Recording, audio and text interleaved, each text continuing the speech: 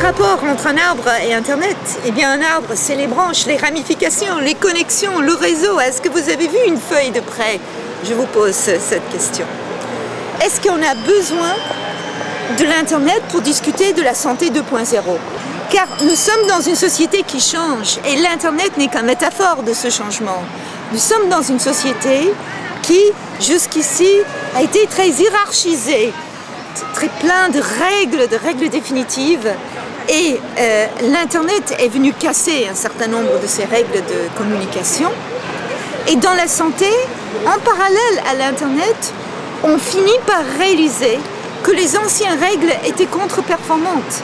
Car cette asymétrie de l'information entre le médecin tout-puissant, sachant tout d'un côté, et le patient qui attendait humblement la recommandation de ce qu'il faudrait faire, eh bien ça ne va pas.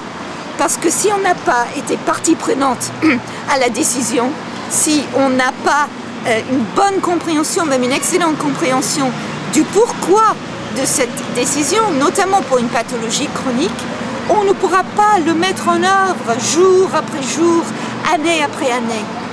Si le diabétique savait qu'il fallait et pourquoi il fallait examiner ses yeux tous les ans, son pied et d'autres choses, eh bien on aurait moins d'inquiétude de l'oubli éventuel d'un système de santé où la personne pourrait passer d'un médecin à un autre.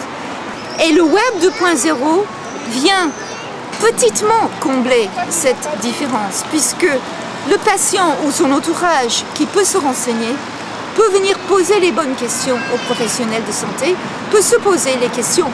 Et j'ai raison de ne pas faire ce que le médecin m'a demandé de faire. Et donc, quand on dit santé 2.0 et que l'on pense qu'il faut absolument se restreindre à une discussion d'Internet, on a tort. Eh bien, on va répondre au téléphone. Allô ?